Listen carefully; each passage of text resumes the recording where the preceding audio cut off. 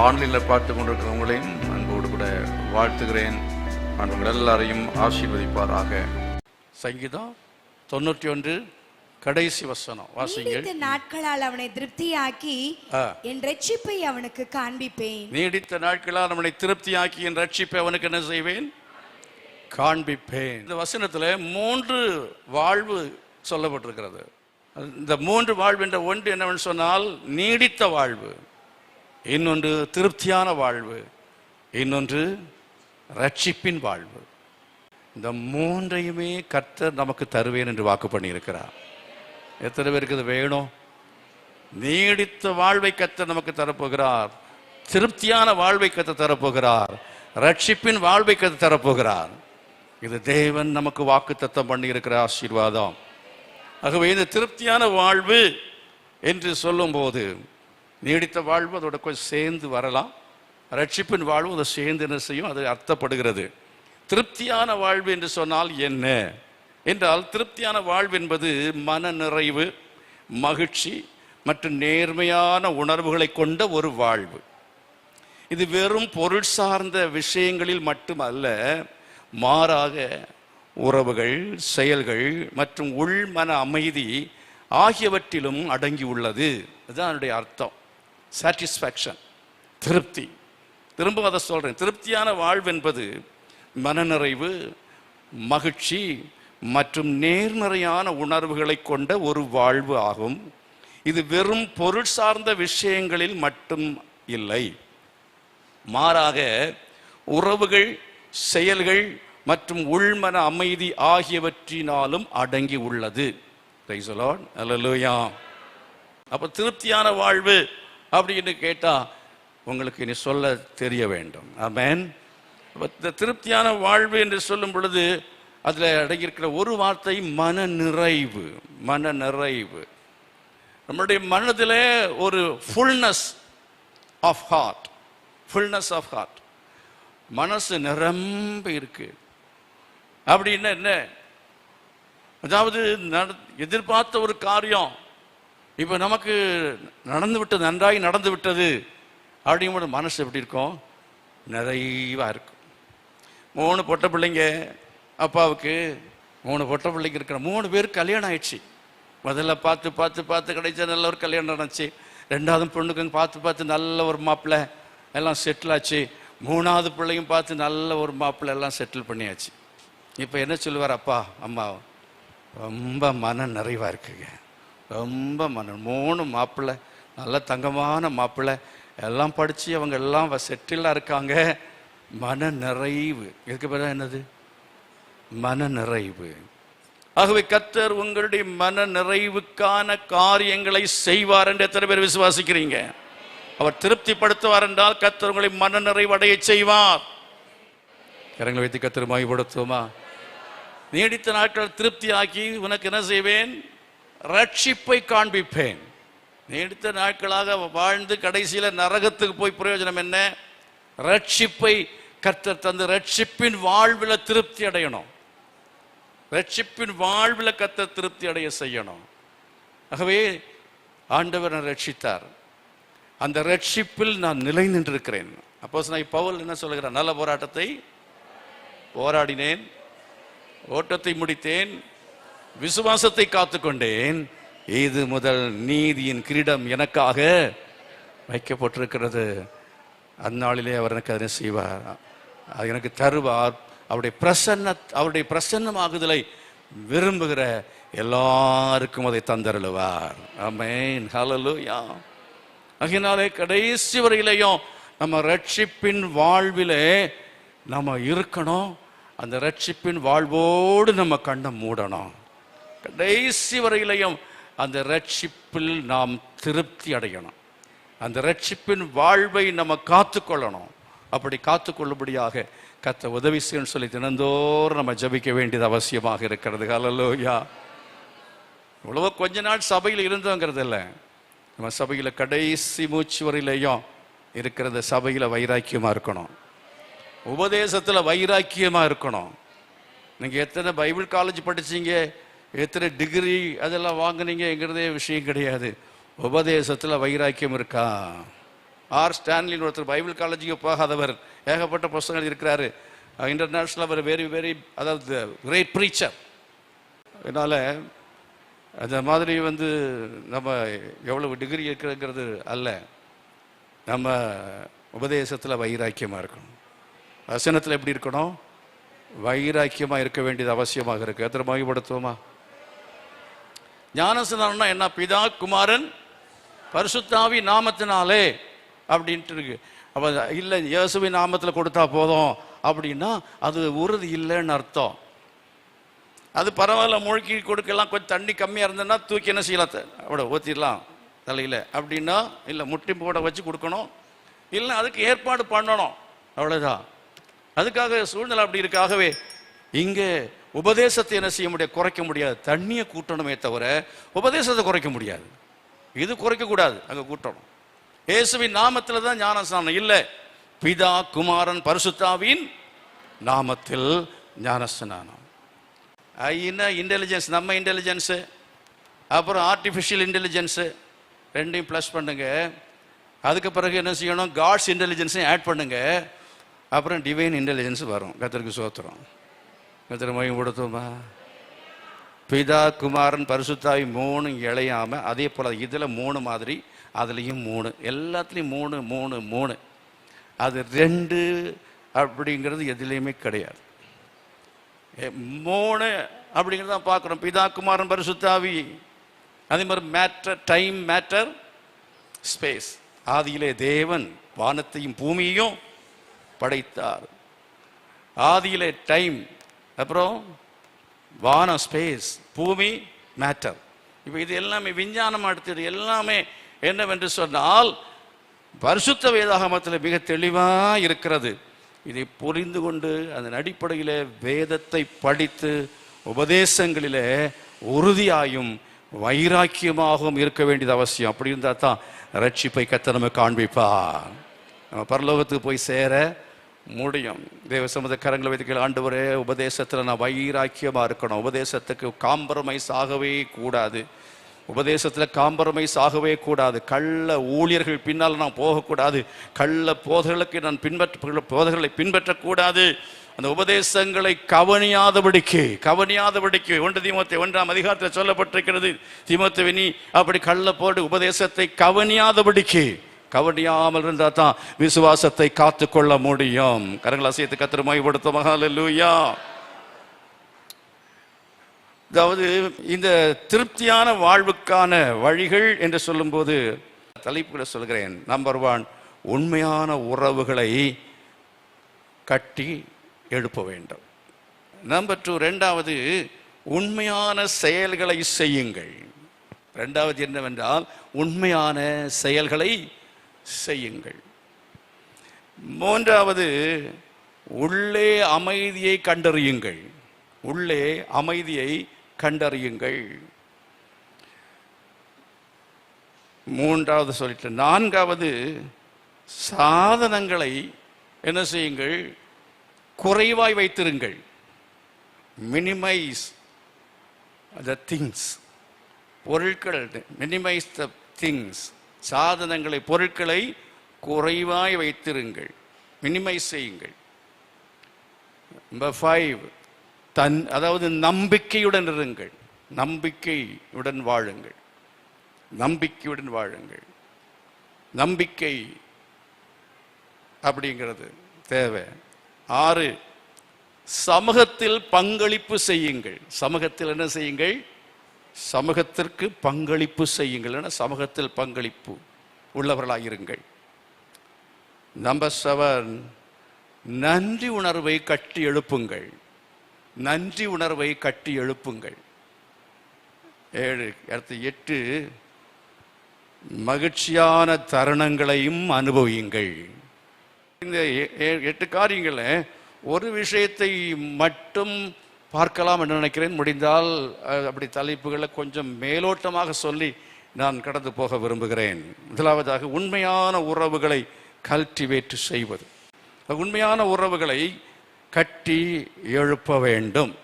இப்போ உண்மையான உறவுகள் என்று சொல்லும் பொழுது 2 பகுதி இருக்கிறது. ஒன்று with God and with man. தேவனோடும் மனுஷனோடும். இப்போ தேவனோடுள்ள உறவு அவசியம். தேவனோடுள்ள உறவிலே நாம் சரி பண்ணி கொண்டே இருப்போம் என்றால் நமக்கு ஒரு திருப்தி உண்டாயிருக்கும். இப்போ நல்லா ஜெபம் பண்ணிட்டீங்க, திருப்தியாக இருக்கும் இல்லையா? ஆராதனைக்கு வந்து போன உடனே ஒரு திருப்தி. அது மாதிரி வேத வசனத்தை நல்லா வாசித்த பிறகு ஒரு திருப்தி வருகிறது. உபவாச கூட்டத்துக்கு வந்துட்டோம், பாவத்தை எல்லாம் அறிக்கை ஆண்டவரே விடுதலை வேணும், பாவத்துக்கு விடுதலை கிடைச்சிச்சு, பாவம் மன்னிப்பு கிடைத்தது, நல்ல ஒரு பிரசங்கத்தை கேட்டோம், ஒரு திருப்தி வருகிறது இல்லை. அப்போ தேவனோடு உள்ள உறவு, அதன் மூலமாக திருப்தியை கர்த்தர் தருகிறார். கரங்களை வைத்து கர்த்தரை மகிமைப்படுத்துவோம். ஆதாமில் உறவு என்ன செய்யப்பட்டது? ஆதாம் தேவனுள்ள உறவை என்ன செய்தான்?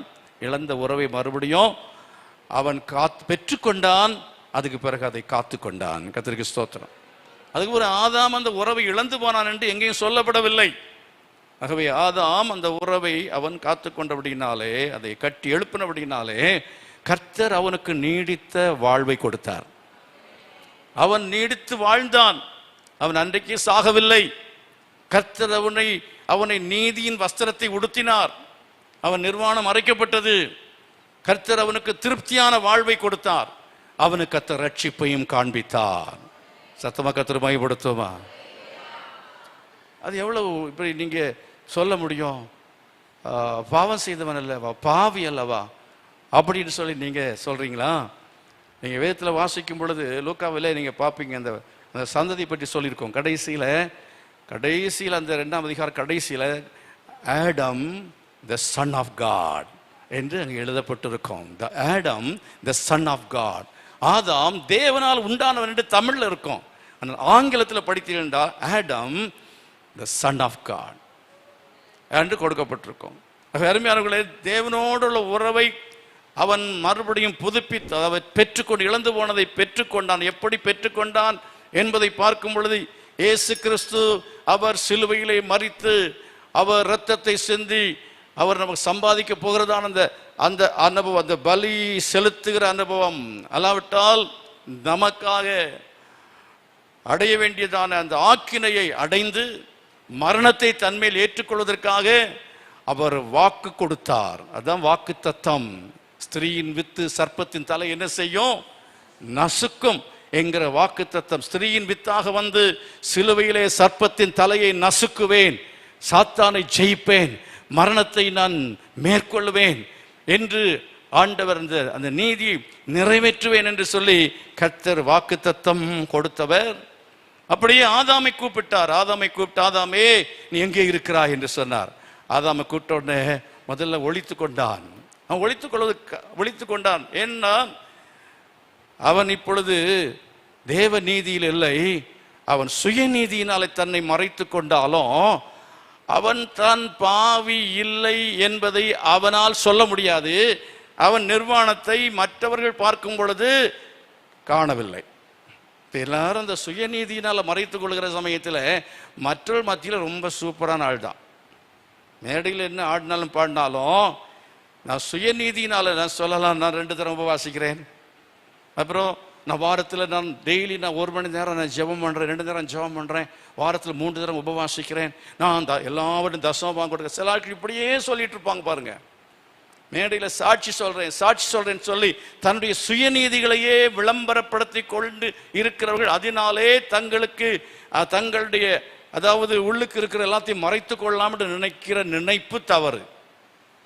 வெளியில் ஒழுங்க பார்வையில தெரியும், நல்ல பரிசுத்தவாட்டி, பரிசுத்தவான், நல்ல வெண்வஸ்திரம் தரித்து இருக்கிறாள், காத்துல கழுத்துல இல்லை, ரொம்ப அந்நிய பாஷை, எல்லாம் பார்த்த உடனே என்ன செய்யலாம், ரொம்ப சத்தம் அந்நிய பாஷை, வெண்கலம் போல இருந்தாலும் எப்படி என்ன சொல்லப்பட்டிருக்கிறது?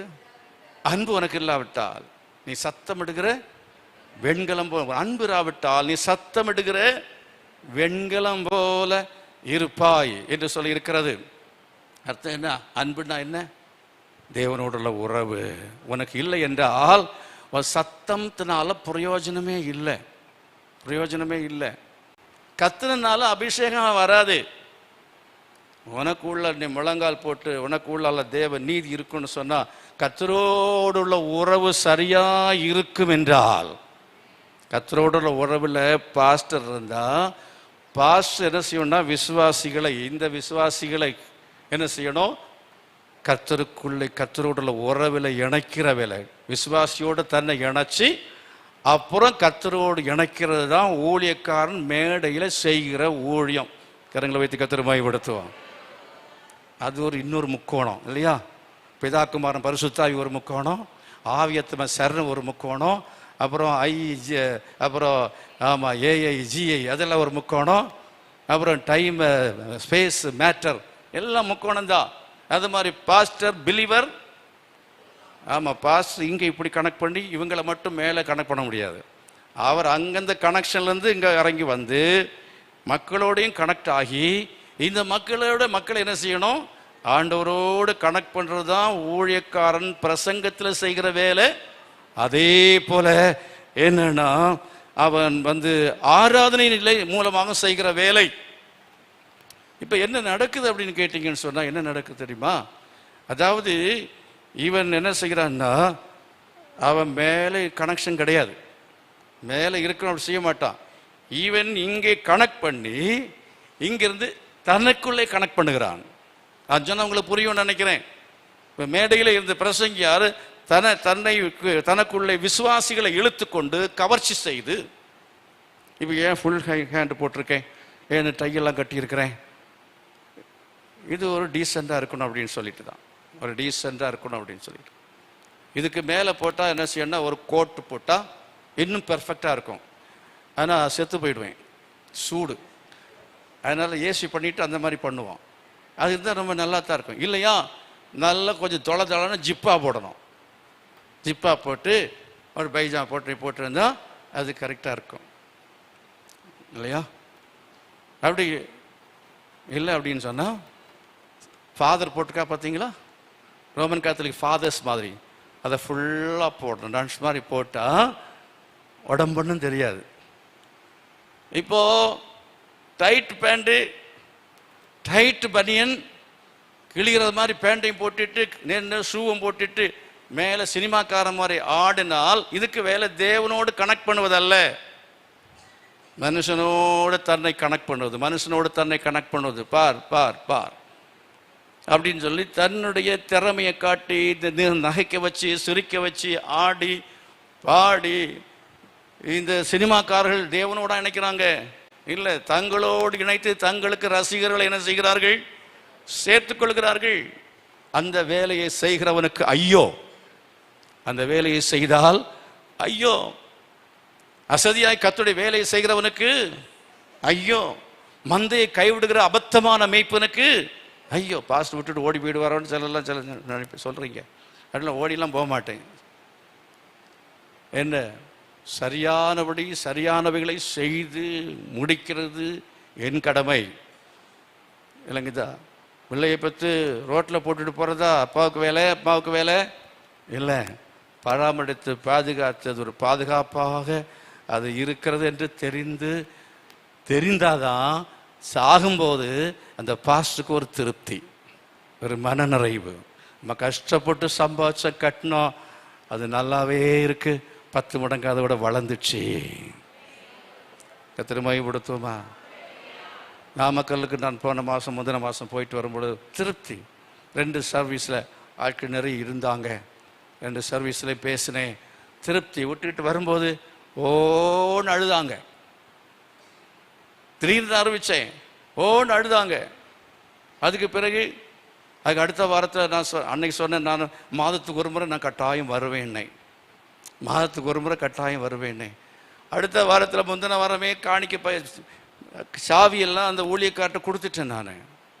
அதுக்கு அடுத்த வாரத்தில் நான் என்ன செய்தேன்னா அங்கே உட்கார்ந்துருந்தேன். காரணம் இங்கே எனக்கு இன்னும் ஓப்பனிங் ஆகலை. ஆனால் விசுவாசிகள் எல்லாம் ரொம்ப அழுதாங்க, புலம்புனாங்க. அதுக்கு பிறகு கர்த்தர் அவர்களை கைவிடவில்லை. அன்றைக்கு விட்டுட்டு வந்த விசுவாசிகளை நல்ல நல்ல தலைவர்களாகவும் ஊழியக்காரர்களாக மாறி இருக்கிறார். கரங்களை உயர்த்தி கர்த்தர் மகிமைப்படுத்தாலோ யா. கர்த்தருடைய சபையை கர்த்தர் ஒரு நாளும் கைவிடவே மாட்டார். அதில் ஊழியக்காருடைய நலன் அல்ல, அது சபையினுடைய நலன். கர்த்தருடைய சபை என்பதுதான் முக்கியம். ஊழியக்காரன் முக்கியமா சபை முக்கியமானா ஊழியக்காரனோட கர்த்தர் சபையை தான் அதிகமாக நேசிக்கிறார். எத்தனை பேர் அதை நீங்கள் ஆமோதிக்கிறீங்க? அவன் ஊழியக்காரன் முக்கியம் இல்லையா? ஊழியக்காரன் தேவை. ஆனால் அவர் சபையை குறித்து சொல்லும் பொழுது தன் சுய ரத்தத்தினாலே சம்பாதித்து கொண்ட சபை, சுய ரத்தத்தினாலே சம்பாதித்து கொண்ட சபை, அந்த சபைக்குள்ளால கர்த்தர் என்ன வச்சிருக்கிறார் என்றால், அவர் அவர் அப்போஸ்தலரை வைத்திருக்கிறார், தீர்க்கதரிசிகளை வைத்திருக்கிறார், போதகரை வைத்திருக்கிறார், மேய்ப்பரை வைத்திருக்கிறார், சுவிசேஷகரை வைத்திருக்கிறார். அதுக்குள்ளால அவங்க இருக்கிறாங்க. சரி, அதுக்குள்ளால நான் போக வேண்டாம், திரும்ப ரிட்டர்ன் வர்றேன். ஆதாமுடைய அந்த நிர்வாணத்தை அவன் சுயநீதியினால மூடி இருந்தானே, சுயநீதியினால மூடி இருக்கிறதான சமயத்தில் நமக்கு என்ன செய்யன்னா, நம்ம நினைப்போம் யாரும் பார்க்கல, யாரும் பார்க்கல, யாருமே பார்க்கல, நான் உத்தமன் நினைப்போம். அப்படித்தான் தாவீது நினைத்து கொண்டிருந்த போது, நாத்தான் தீர்க்கதரிசி அனுப்பின பொழுதுதான் கர்த்தர் கண்டார் என்பதை அவன் அறிந்த போது உடைந்து அவன் ஜெபம் பண்ணினான். ஆண்டவரே, உம்முடைய கிருபையின்படி எனக்கு இறங்கும், கிருபையின்படி எனக்கு இறங்கும் என்று சொல்லி அவன் உடைந்து அவன் ஜெபித்து அறிக்கை செய்த பொழுது கர்த்தர் அவன் பாவங்களை மன்னித்தார். அதுக்கு பிறகு எங்கேயா தேடி பார்த்தா தாவீது அதுக்கு பிறகு அப்படிப்பட்டதான காரியங்கள் அவன் வாழ்க்கையில் வராதபடி தன்னை காத்து கொண்டான் என்று சொல்லி பார்க்கிறோம். கரங்களை வைத்து ஆண்டவர் மகிமைப்படுத்துவோம். நம்மால என்னதான் உபவாசம் பண்ணாலும், என்னதான் ஜெபம் பண்ணாலும், எவ்வளவுதான் பைபிள் படித்தாலும் நம்மால் என்ன செய்ய முடியாது என்றால் நிர்வாணத்தை மறைக்க முடியாது. அதாவது தேவனுக்கும் நமக்கும் உள்ள அந்த உறவில் கர்த்தர் நம்முடைய வாழ்க்கையில அவருடைய கண்களுக்கு மறைவாக ஒன்றையும் நாம் வைத்துக்கொள்ள முடியாது. We are transparent to God. ஆண்டவருடைய பார்வையிலே நாம் வெளிப்படையாக எப்போதுமே இருக்கிறோம் என்பதை நாம் மறந்து போகாமல் இருக்க வேண்டியது அவசியமாக இருக்கிறது. இந்த ஏஐ பற்றி அன்னைக்கு 3/4 மணிக்கூர் சொல்லியிருப்பான்னு நினைக்கிறேன் இல்லையா? 3/4 மணிக்கூர் தானா, 45 மினிட்ஸ். அதை சொல்லும்போது ஒரு இடத்துல வரும்போது சொன்ன காரியம் என்ன அப்படின்னா, மனுஷனுக்கு வந்து சிப்பு வச்சுட்டா அவன் நினைக்கிறது எல்லாமே கம்ப்யூட்டரில் தெரியுமா. அவன் தனக்கு சாப்பாடு வேணும், பேச முடியல, சாப்பாடு வேணும்னு நினச்சா அங்கே என்ன செய்யும், அது அங்கே தெரியும். பேசாவிட்டாலும் சிந்தனைகள் கூட அப்படியே கம்ப்யூட்டரில் மனுஷன் இணைக்கப்பட்டு என்ன செய்கிறான் அப்படின்றால் அவனுடைய எண்ணங்களும் அங்கே ஓடும். அது நினைச்ச போது நமக்கு ஒரு சிப்பு வச்சிருக்கார் ஆண்டவர்.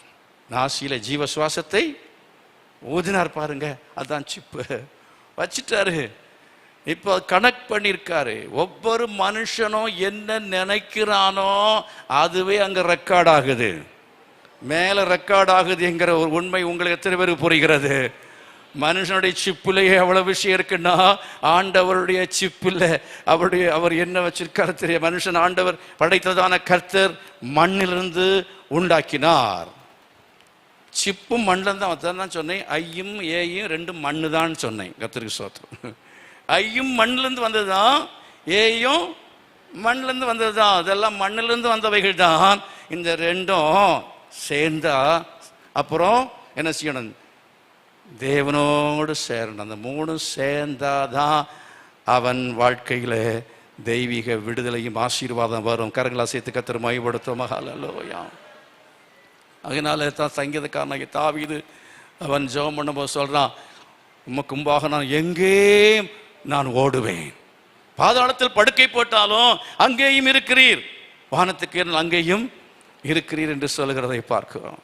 அருமையானவர்களே, அதாவது நம்ம வாழ்க்கையில் எல்லா தவறுகளையும் கர்த்தர் காண்கிறார். ஆனால் ஒரு சமயத்தில் வந்து ஒரு பரிசுத்தவான் இடத்துல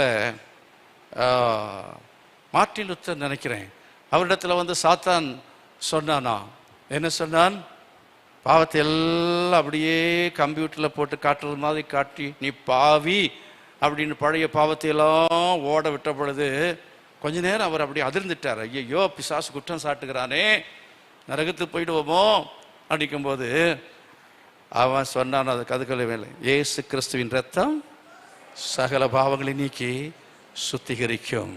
ஓடியே போயிட்டான். இயேசு மேற்கு கிழக்கும் எவ்வளவு வித்தியாசமோ அவ்வளவு வித்தியாசத்தில் அவருடைய நம்முடைய பாவத்தை என்ன செய்கிறான், அகற்றி போட்டான். நினையாமல் இருப்பேன் என்று சொல்கிறார். அப்படி என்றால் காலையில் அங்கே தெரிஞ்சாலும் உடனே நம்ம ஆண்டவரே தெரியாமல் போய் சொல்லிட்டேன்ப்பா, தெரியாமல் இந்த தப்பு பண்ணிட்டேன், மன்னிச்சிங்கன்னு சொன்னால் கர்த்தர் எரேஸ் பண்ணிடுவார். ஆனா இங்க கம்ப்யூட்டர்ல வாட்ஸ்அப்ல அதாவது மொபைல்ல வந்தது ஒன்றும் என்ன செய்ய எரேஸ் பண்ண முடியாதுன்னு சொல்லி அன்னைக்கு ஏஐல பேசுற சமயத்துல கேட்டவங்க இங்க இருக்கிறீங்க. மொபைல் இருக்கிறதுனால டெலீட் பண்ணிட்டேன் எரேஸ் பண்ணிட்டேன்னா எரேஸ் ஆகாது. அது மெயினில் போய் அங்கே அவங்க அதனால தான் பார்த்தீங்கன்னா கவர்மெண்ட்டில் ஒரு ஆள் மாட்டிக்கிட்டான்னா யார் அந்த சைபர் கிரைம் அவங்க எல்லாம் எடுத்துருவாங்க. எரேஸ் பண்ணிட்டனாலும் ஃபோன் இருந்தால் போதும் எல்லாம் மறைஞ்சதெல்லாத்தையும் வெளியரங்கமாகும். பாவங்கள் மறைக்கப்பட்டு அந்த இரத்தத்தின் கீழே மறைந்து இருப்போம் என்று சொன்னால், தேவனோடுள்ள உறவில் நம்ம இருப்போம் என்று சொன்னால், நியாய தீர்ப்பு நாளில் சாத்தா என்ன சொன்னாலும் அங்கே பிளாங்காக தான் இருக்கும். அங்கே இயேசுவின் ரத்தம் அப்படின்னா உங்கள் பேர் உள்ள கம்ப்யூட்டரில் பரலோகத்தில் எல்லாம் ஃபுல்லாக ரெட்டாக இருக்கும். ஃபுல்லாக ரெட்டாக இருக்கும். ஏன் தெரியுமா? ஏசு கிறிஸ்துவின் ரத்தம். கையில் அசைத்து கர்த்தரை மகிமைப்படுத்தல் அல்லேலூயா. ஆகவே அவ்வப்போது தன் பாவங்களை மறைக்கிறவன் வாழ்வுடைய மாட்டான், அவள் அறிக்கை செய்து விட்டு விடுகிறவனோ இரக்கம் பெறுவான். ஆகவே காலை அந்தி சந்தி மத்தியான வேளையில் தியானம் பண்ணி என்ன செய்கிறேன், முறையிடுகிறேன் சொல்லி தாவீது ஜெபித்தான் பாருங்கள். காலையில் எழும்பி பாவத்தை அறிக்கை செய்யணும். அது என்ன காலையில் இருந்த நைட்டில் தான் பாவம் செஞ்சோமா? நைட்டில் செஞ்சானா இருக்கும், இல்லை மனசில் வந்திருக்கோம், அது எல்லாத்தையும் அறிக்கை செய்யணும். மத்தியானத்தில் அறிக்கை செய்யணும். சாயங்காலத்தில் படுக்கும்பாக சூரியன் அஸ்தமிக்கும் போதாக உங்கள் எரிச்சல் தனிய கடவுது. கல்யாணம் பண்ண புருஷனை பண்ண சண்டை வந்துச்சு. என்னன்னா அன்னைக்கு சண்டை வந்துச்சு, நான் அன்னைக்கு மட்டும் என்ன செய்ய, நான் அடுத்த ரூமில் போய் படுத்துக்கிட்டேன். அடுத்த நாள் காலையில் எழும்பும் போது அவள் எல்லாம் பேக் பண்ணி ட்ரெஸ்ஸோட நின்றாள். எங்கே போகிற? வீட்டுக்கு போகிறேன்ட்டா. சரி, தனியாக போய் எங்கேயோ போய் செத்து போட போகிறான்னு சொல்லி நான் கொண்டு போய் விட்டுட்டு வந்துட்டேன் அப்படின்னு சொன்னார். அப்படின்னு பார்க்குற சமயத்தில் எரிச்சல் தனிய கடவுது அப்படின்னா ராத்திரியே முதல் வேலையே சமாதானம் ஆக வேண்டியது அவசியமாக இருக்கிறது. தேவனோடு ஒப்புரவாகணும், மனுஷனோடும் ஒப்புரவானால் அப்படி இருந்தால் தான் கர்த்தர் சொல்கிறார், நீடித்த நாட்களால் உன்னை திருப்தியாக்கி என் ரட்சிப்பு உனக்கு என்ன செய்வேன், காண்பிப்பேன். எத்தனை பேர் நீங்கள் அதை புரிஞ்சுக்கிட்டீங்கன்னு தெரியல. ஆமென் அல்லேலூயா. 8 விஷயத்தில் 1 தான் சொல்லியிருக்கேன், இன்னும் 7 இருக்கு. என் கதை அப்படித்தான். அதாவது 1ஐயாவது உருப்படியாக சொல்லணுங்கிறதுக்காக நான் சொல்கிறேன். 2வது உண்மையான செயல்களை செய்யுங்கள் என்றால் உங்கள் திறமைகளையும் ஆர்வங்களையும் பயன்படுத்தி அர்த்தமுள்ள செயல்களை செய்யுங்கள். அதான் உண்மையான செயல்களை செய்யுங்கள் என்று சொன்னார்.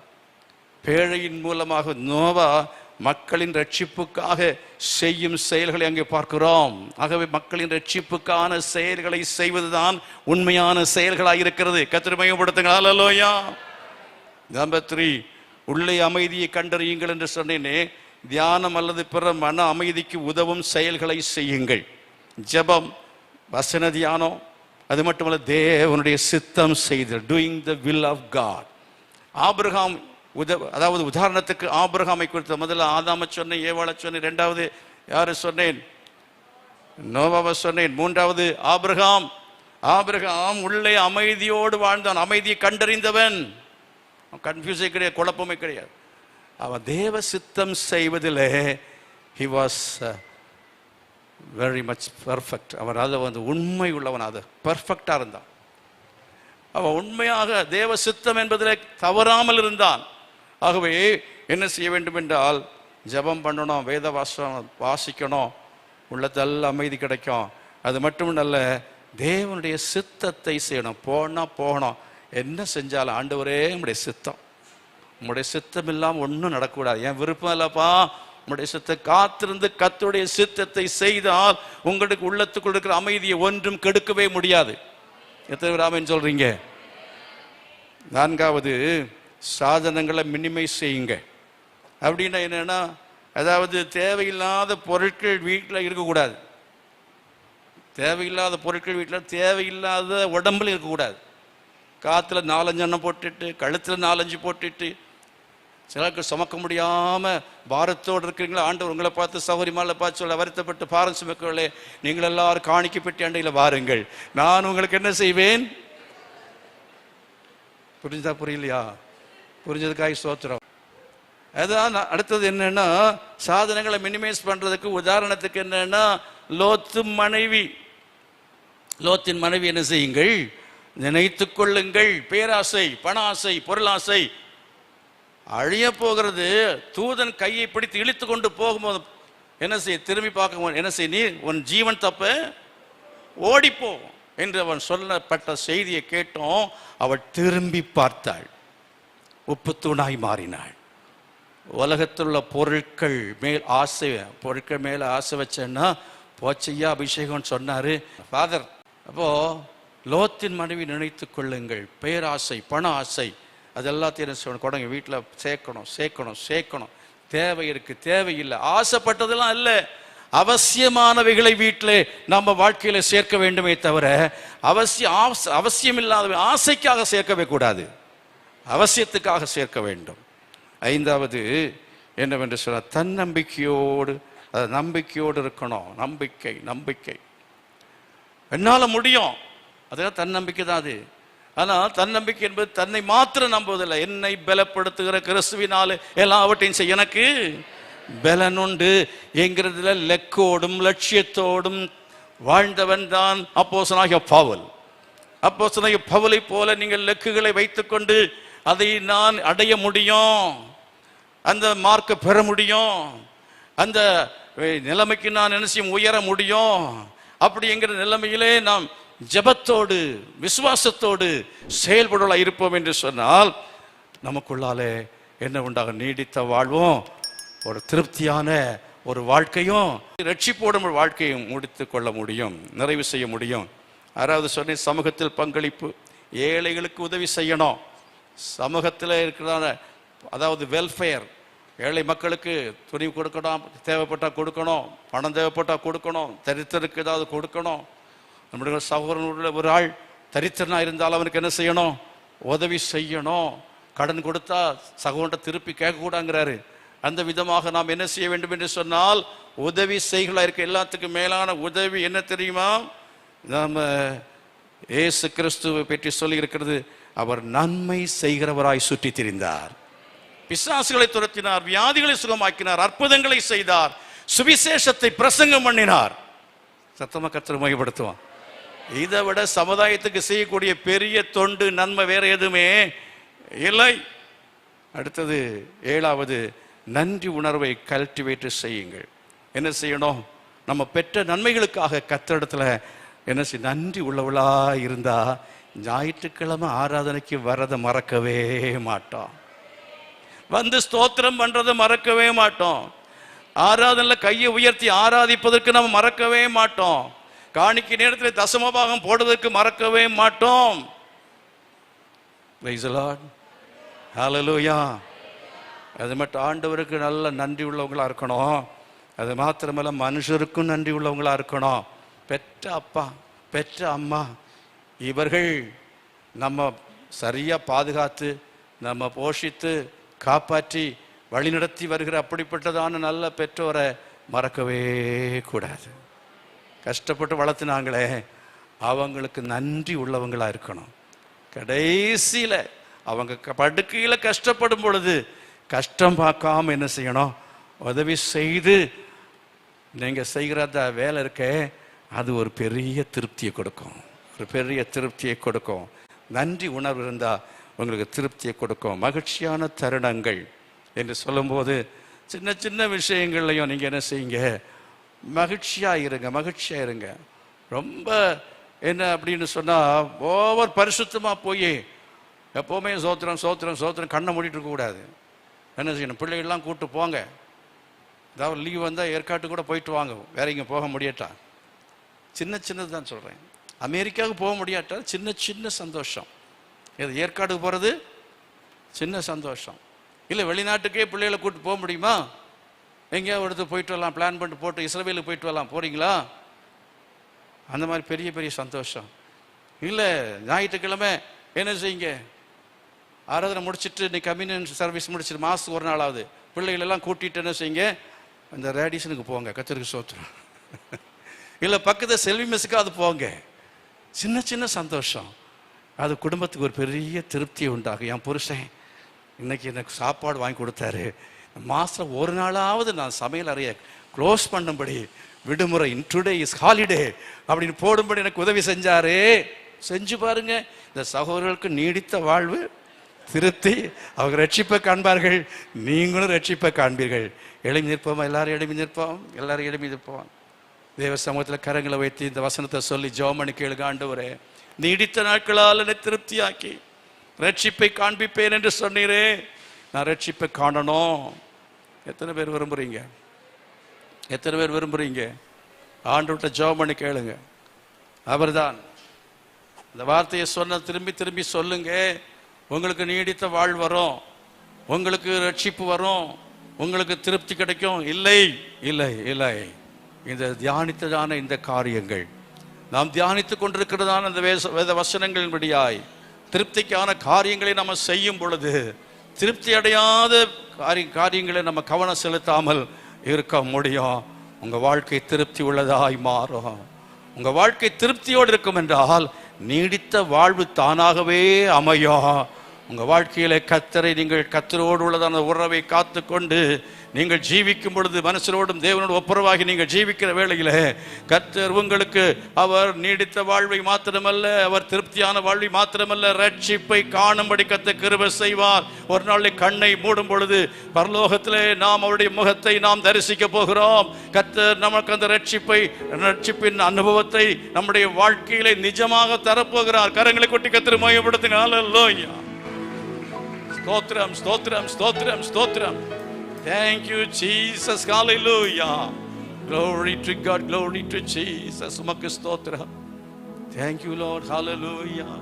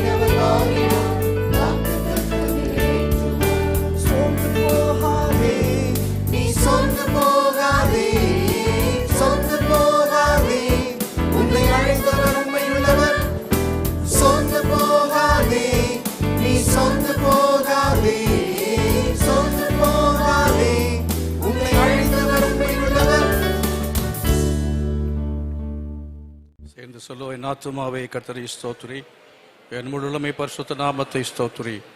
என் ஆத்துமாவே கர்த்தரை ஸ்தோத்திரி, கர்த்தர் செய்த சகல உபகாரங்களையும் மறவாதே.